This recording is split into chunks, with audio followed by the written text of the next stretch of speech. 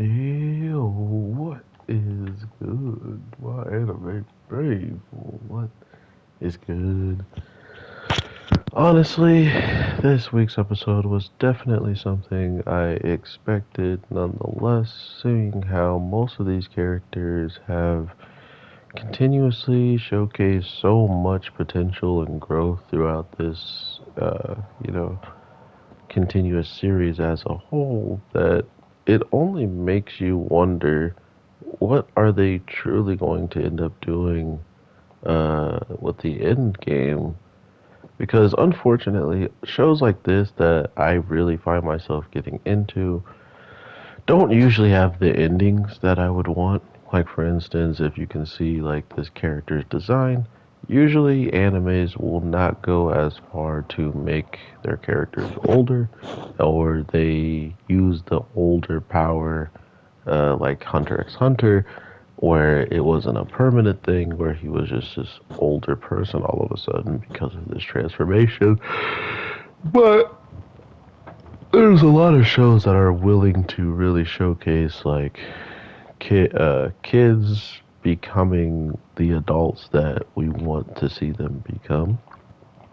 And I think Dai is a huge example of probably one of the kids that might not actually have an adult form, right? Like, there's a couple of character designs that kind of scream die to me, that they are like a kind of a spinning image of him. But at the same time, it doesn't explain the fact of the matter that regardless of, what's going to happen, all we can really do is guess at this point, as in who is truly going to be helpful at the end of the world.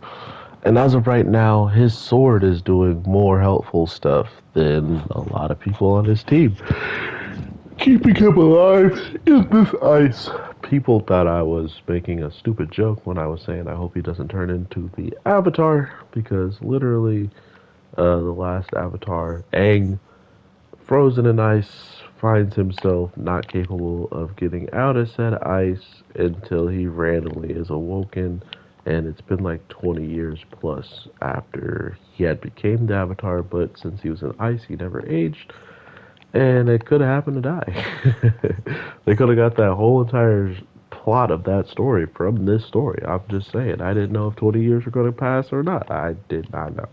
Nah, but knowing that they're putting in so much effort to find him, and Pope is actually, taking in this loss that he really, really messed up, right? And I probably talked about this already, but I had someone in my comment section, give me a pretty good idea of, just the overall inspiration that they felt from the character and whatnot. But at the same time, it was one of these situations where because you chose to do it, you made it that much harder on characters that we knew for a fact would not stop until they saved their friends and loved ones, and they knew that as much as we do.